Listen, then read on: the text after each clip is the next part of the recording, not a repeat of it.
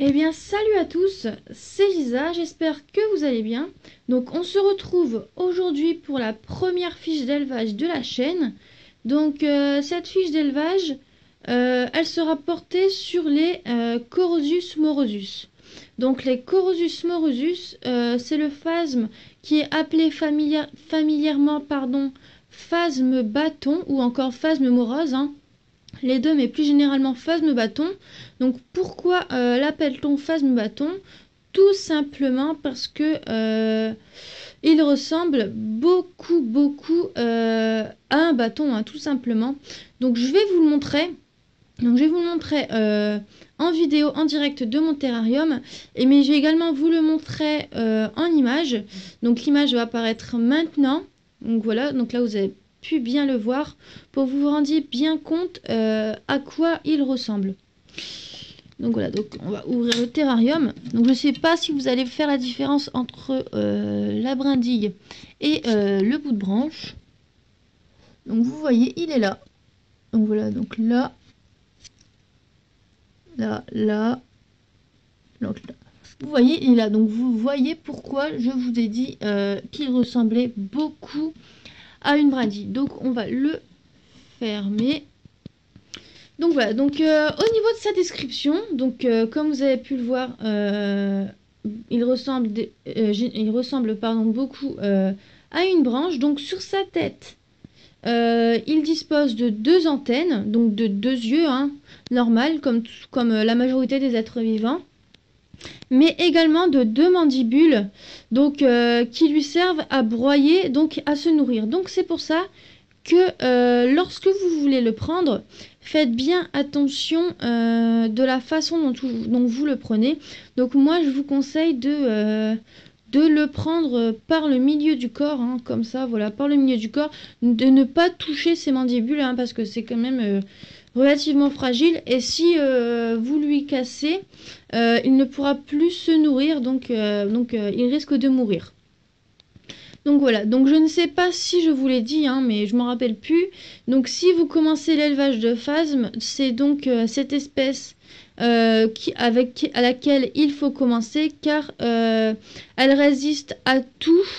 Donc voilà, donc je vous recommande vraiment cette espèce-là. Donc par contre, au niveau de son comportement, si vous voulez les observer, vous devrez vous lever la nuit, car c'est un phasme nocturne, donc c'est-à-dire qu'il dort le jour. Donc là, comme vous avez pu le voir, là il dort. Quand je vous ai montré la vidéo, c'est pour ça que je n'ai pas pu le prendre. Et la nuit, par contre, il vit. Donc par exemple, si vous voulez vous lever vers minuit, vous pouvez, et vous verrez vos phasmes en train de se nourrir et en train de faire la fiesta. Donc voilà, c'est tout ce qu'on avait à dire pour le comportement. Donc voilà, donc au niveau de la nourriture, donc comme vous avez pu le voir dans le terrarium, donc voilà, je vais vous le montrer. Comme vous avez pu le voir, donc vous voyez là, c'est des feuilles de chêne. Donc ce qui est bien avec ce phasme là, donc c'est pour ça qui est recommandé aux débutants, c'est que ce phasme là accepte tout type de nourriture. Donc bien sûr des feuilles, hein, mais il accepte le chêne, les ronces, l'eucalyptus, le lierre, enfin encore beaucoup de types d'arbres. Donc voilà, donc c'est pour ça que je vous recommande ce phasme-là. Voilà, donc on a parlé de la description, du comportement, de la nourriture. Donc maintenant, on va parler de la croissance. Donc ce phasme, pour devenir adulte, il va faire 7 mues qui seront espacées de 15 à 20 jours. Donc une fois la taille adulte, il mesurera une dizaine de centimètres. Donc vous voyez là, il fait déjà, lui là, attendez, je vais vous montrer. Donc voilà, celui que je vous ai montré tout à l'heure, il fait déjà, on va dire, un bon 7-8 cm. Donc voilà, pour l'élevage de ce phasme, moi je vous recommande de prendre un terrarium. Donc soit un terrarium 30 x 30 x 30. Donc comme j'ai là, donc vous voyez, ça fait un cube. Donc c'est relativement petit, hein. Regardez, je l'ai posé sur mon bureau pour faire la vidéo.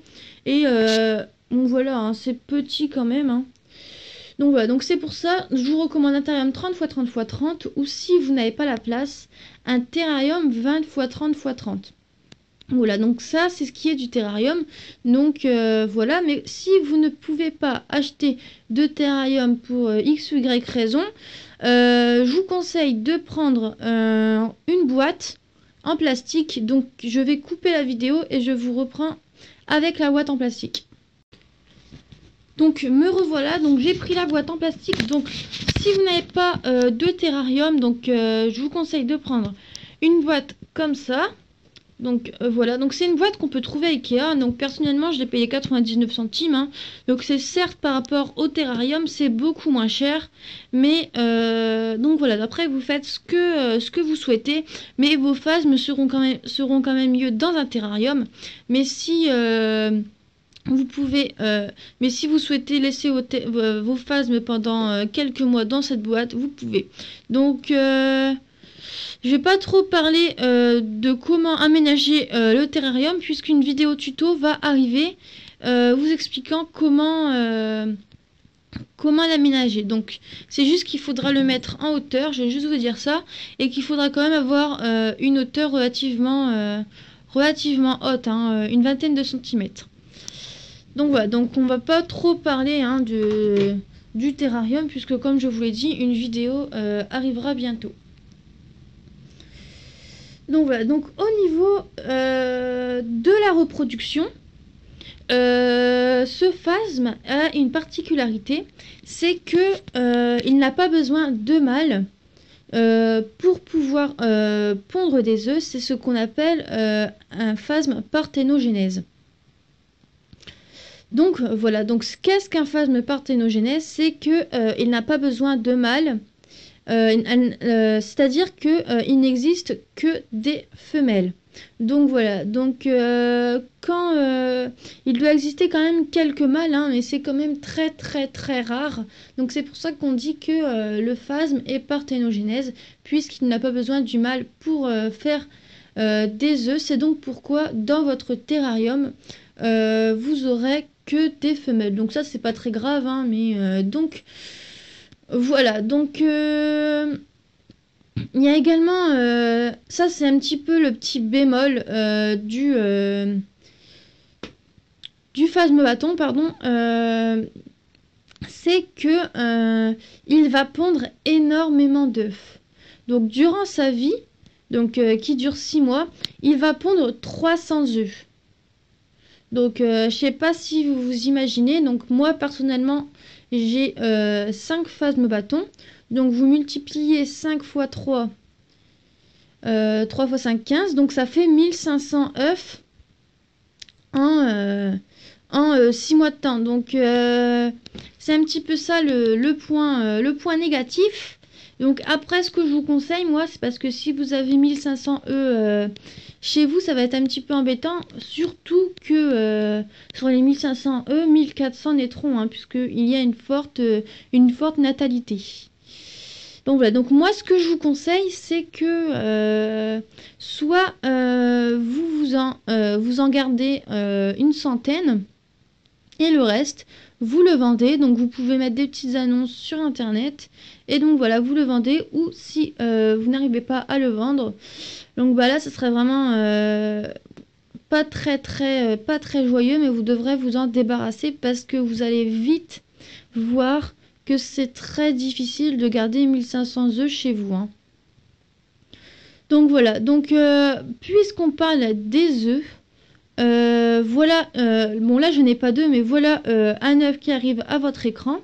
Donc comme vous pouvez voir, le mesure quelques millimètres. Donc voilà, donc pour que donc me revoilà, désolé. Donc j'étais en train de dire que l'œuf, pardon, il mesure environ 2-3 mm et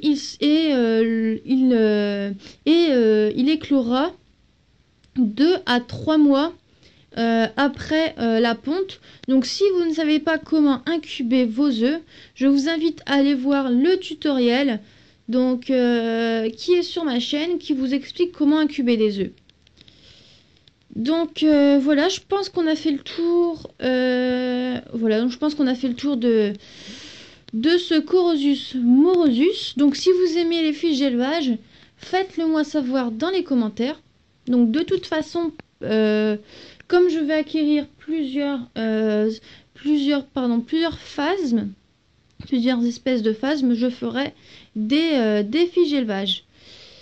Donc voilà, donc si vous avez aimé cette vidéo, n'hésitez pas à vous abonner ou à me le faire savoir dans les commentaires, ou encore à aimer la vidéo.